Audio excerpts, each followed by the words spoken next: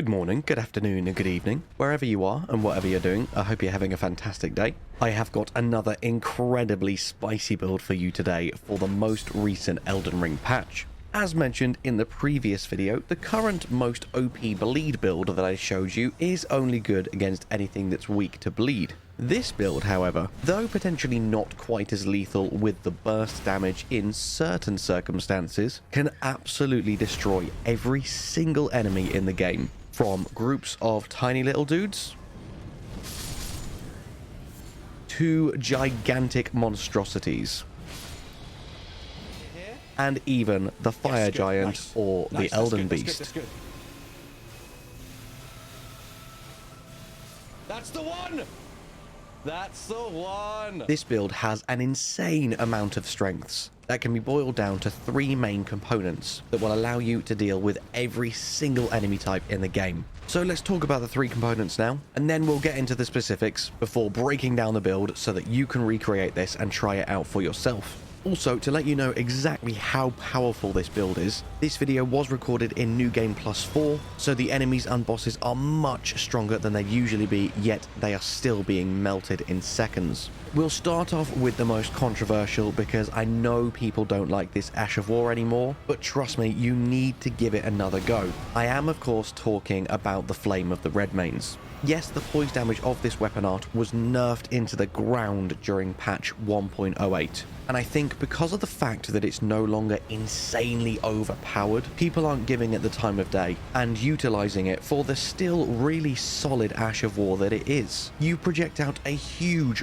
wide cone of flames. The range is surprisingly far. And because it allows you to stay a little further away from your enemy, you can also follow up with a melee attack before they even get in melee range. And it will melt all enemies and bosses that are weak to fire, which are surprisingly quite a few. Two great examples, because I know especially the later game versions of them can really pose some difficulties, are Putrid Avatars and Putrid Tree Spirits. Also, this is primarily a strength faith build, and the Flame of the Redmanes scales with your strength. So the higher your strength is, the more damage this is going to do. This is the main attack you can use to deal with big groups of lots of little enemies. There are certain areas just swarming with loads of tiny enemies, and the Flame of the Redmanes is amazing at dealing with this. Next up, for fights with bigger enemies, such as Kaled dogs, knights, trolls, anything like that, we're then going to utilize the weapon that we have applied this Ash of War to, and that is the Executioner's Great Axe. The reason we've chosen a Great Axe for this build is because it's the weapon class that got the most buffs in the most recent patch. It is the only weapon type that received 3 buffs. The buffs being attribute scaling has been increased for Great Axes. The speed, range, and recovery time for some attacks has also been increased, and we'll talk about that a little bit more later. And finally, the speed of guard counters has been increased. Combine that with the fact that the scaling for the Flame Art Ash of War infusion has been increased, and that's exactly what we will be using. Pretty much every single thing about this build has recently been buffed.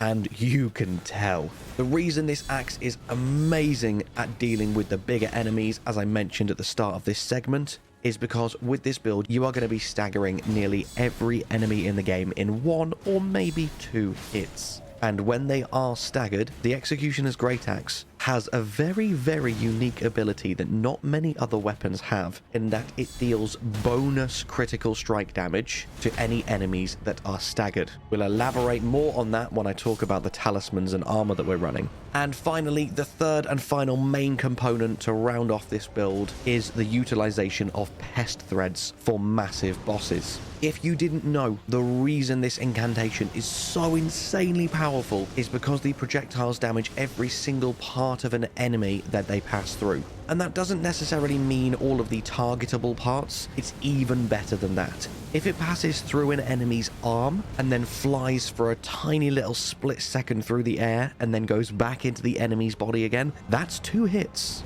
Wings, arms, legs, torso, every single part of an enemy is counted separately when being hit by pest threads. So if you're comfortable with getting up close and personal, one cast of pest threads can do thousands and thousands of damage. And that is how I was able to first try the likes of the Fire Giant and the Elden Beast. So now that you know what you're in for, let's take a look at the specifics of this build and see how you can recreate it for yourself. Let's talk firstly about getting the Great Axe that you want to use for this build, the Executioner's Great Axe. This isn't a guaranteed drop, so it will take a little bit of farming, but a few of the farm spots are very early on in the game. The reason we're using the Executioner's Great Axe is to make the most out of the extra 15% crit damage that it has, and it also has the highest attack rating and I believe the longest reach of any Great Axe in the game.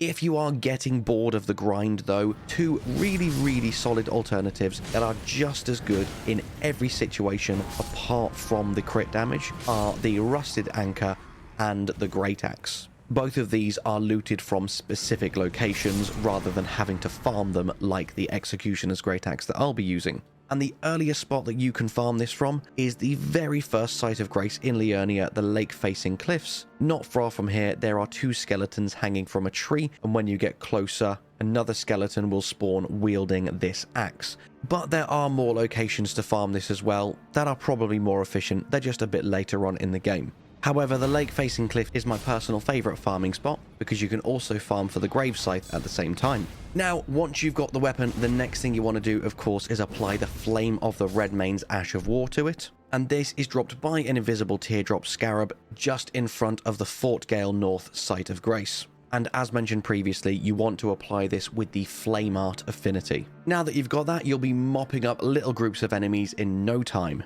Next, it's time to put the rest of the build together so you can maximize that poise damage, and more importantly, let's go and grab pest threads so we can mop up pests like the Elden Beast. At this point in the video, let's stop and finally check out my inventory so I can show you exactly what I'm running so you can go and grab it for yourself, along with the axe itself and the Ash of War applied so that we can make the most of that incredibly awesome crit damage. Side by side, you want the best shield you can equip while still keeping yourself in a medium equip load. This is because guard counters are absolutely amazing for staggering enemies, so you'll want to make sure you're using guard counters as much as possible. And also, don't forget, Great Axes have recently had a buff, so when using them one-handed with a shield in the other hand, the moveset is now significantly faster than it was previously, and you will be swinging that axe so inhumanely fast. As you can see, I've opted for the Distinguished Great Shield because it just looks so awesome. But honestly, if this one is a bit heavy for your current build, even something just like the Brass Shield will be absolutely fine.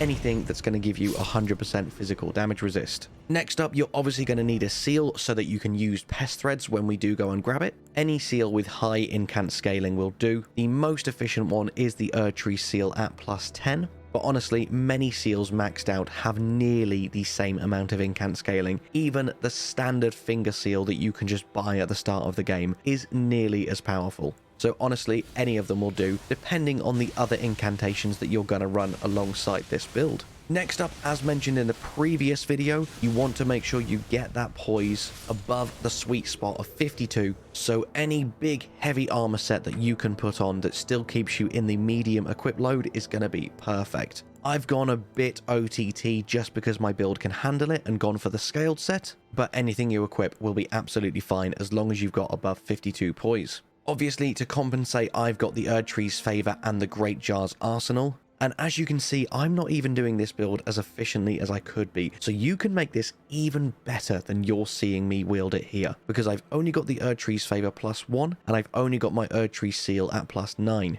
so both of these can be improved even further. After these two, I'm then rocking the Faithful's Canvas Talisman so that Pest Threads deals even more damage. But again, I'm still not using this as efficiently as it could because you could actually be wielding the Flock's Canvas Talisman to make your incantations do even more damage. And finally, we have got the Dagger Talisman to synergize with the Executioner's Great Axe and make our critical hits deal even more damage. Now, for a quick rundown on where to get all of this, we've talked about the weapons already, along with where to get a decent seal. However, if you do want to get the best seal and grab the Erdtree seal, this is in one of the very first areas of Volcano Manor, down in a prison cell compound guarded by an Omen Killer. Next up, for the Erdtree's Favor, the +1 is found in a chest after you beat Moog the Omen in the Subterranean Shunning Grounds, and the +2 version is found in Lanedale Ashen Capital, where you are ambushed by 3 of the ulcerated tree spirits. Next up, the Faithful's Canvas Talisman is found in the Celia Crystal Tunnel. However, if you want the upgraded version, you will find the Phlox Canvas Talisman once you kill Gowry, who you will meet as part of Millicent's questline.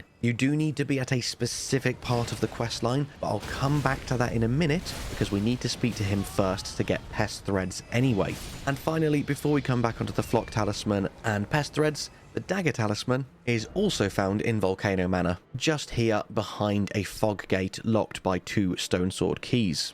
Now, for the next part, let's talk about Millicent and Gowry and get you the last thing you need to make this build perfect. The Pest Threads incantation is sold by Gowry, but it's not quite as simple as that. You do need to have progressed Millicent's questline to a certain point before this option becomes available. You need to get to the point where you have progressed her to the Altus Plateau and you need to acquire the Valkyrie's Prosthesis.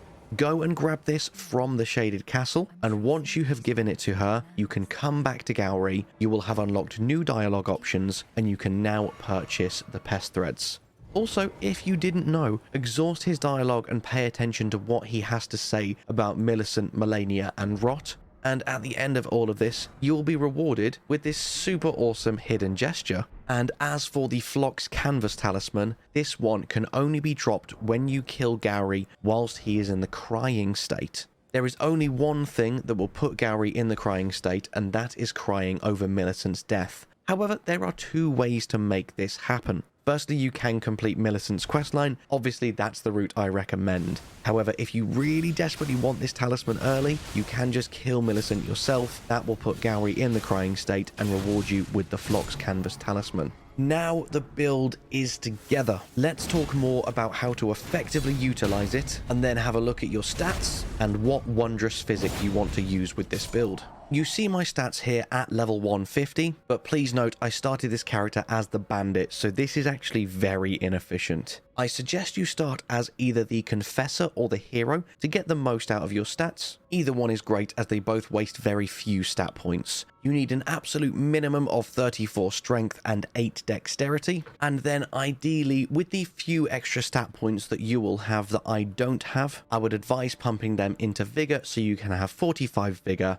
20 Mind, 30 Endurance, and roughly 50 in both Strength and Faith, as this is where you will encounter the hard cap for Strength and the soft cap for Faith. However, if you want to go all the way up to level 200, then of course you can pump a few extra points into Vigor, Mind, and Endurance, so that you're bigger and beefier and you can spam Pest Threads more. And pretty much all of your remaining points will want to go into Faith to get you up to the hard cap of 80. You can put a few more points into Strength, because even though it won't be increasing the power of your weapon much, it will still of course increase the power of Flame of the Redmanes. So the stat alignment you see here is pretty perfect to make this build absolutely devastating at level 200. And finally, let me give you a few more pointers on how to make the absolute most out of this build, as I'm talking you through the concoction you should put in your wondrous physick. I should quickly mention, because you are speccing so heavily into Faith, once the bug with the buffs has been fixed, certain spells like Golden Vow and Flame Grant Me Strength are going to be absolutely insanely good with this build.